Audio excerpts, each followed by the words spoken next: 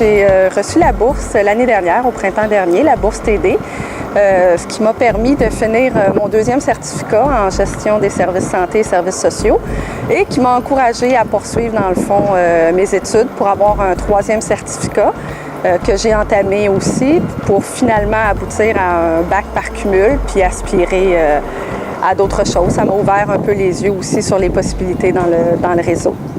Et je tiens à remercier Mme Lavallée pour nous avoir donné cette bourse-là qui a permis de tenir différentes activités de formation en CHSLD. Nous en avons fait plusieurs, dont entre autres le suivi par rapport aux opiacés, le suivi post-chute et une grande activité de 3,5 heures qui a été sur l'évaluation des plaies.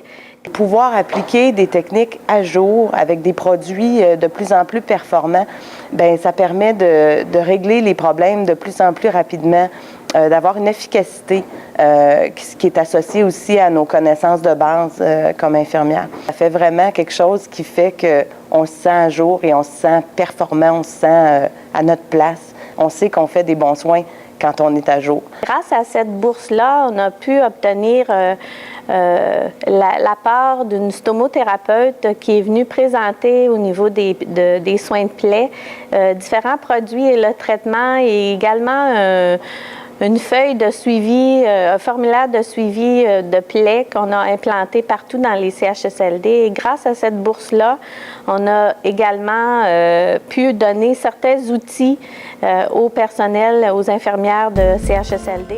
J'ai obtenu une bourse en formation continue en 2012.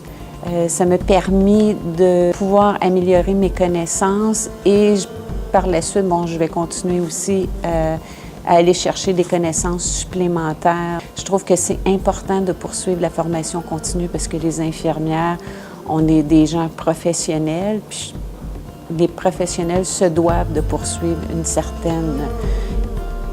un certain perfectionnement là, au niveau des connaissances. Je pense que tout est en changement constant, puis on se doit d'être à l'affût de tous ces petits changements-là qui peuvent arriver. Puis ça permet d'améliorer les connaissances, puis de pouvoir apporter du support, des suppléments aux jeunes qui arrivent en arrière de nous autres aussi, qu'on puisse appuyer.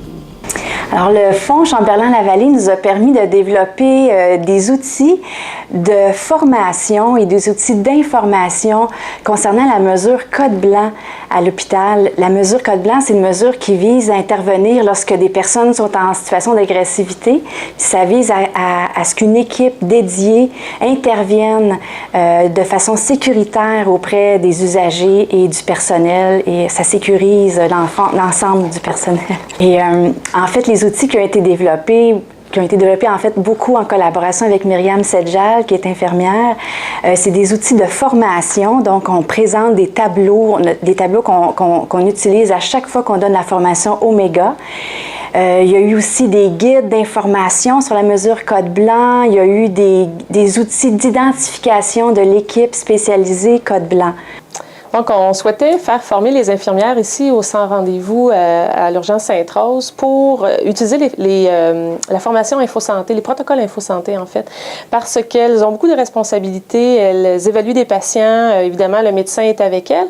Mais en fin de journée, lorsque le médecin ne voit plus de nouveaux patients, que le quota de la clinique est atteint, les patients continuent d'aller référer à l'infirmière pour avoir des conseils, pour avoir de l'enseignement, pour savoir où se diriger. Est-ce qu'ils doivent attendre, est-ce qu'ils peuvent attendre au lendemain? Est-ce qu'ils doivent consulter rapidement à l'urgence. Donc, l'infirmière est prise avec beaucoup de décisions et a besoin souvent d'outils d'aide à la décision. Ce que ça permet aux infirmières, quand il arrive une situation un petit peu plus aiguë, c'est sûr que l'évaluation va être faite selon les règles de l'art, c'est-à-dire avec l'expérience, tout ça, on va aller faire le tour. Par contre, quelquefois, il y a des situations un petit peu plus pointues. Exemple, quelqu'un se présente avec une douleur abdominale. Alors, on veut juste être sûr qu'on y va avec le maximum qu'on peut offrir à la clientèle pour être bien sûr de bien la diriger. Est-ce qu'on la fait attendre? Est-ce on va aller voir s'il faut vraiment la diriger directement au centre hospitalier? À ce moment-là, si ça va être fait, grâce à nos protocoles, on est sûr de bien parler de toutes les mêmes choses, toutes les infirmières ensemble. Et bien que nos infirmières sont expérimentées, compétentes, on souhaitait mieux les encadrer, leur fournir les bons outils pour avoir des réponses adéquates, sécuritaires, puis aussi harmoniser entre elles pour que la réponse soit vraiment optimum pour le patient. Alors, c'est ce qu'on souhaitait faire avec la formation des protocoles InfoSanté. Alors, ça a été bien apprécié. Je remercie encore une fois Mme Chamberlain-Lavallée pour cette opportunité-là.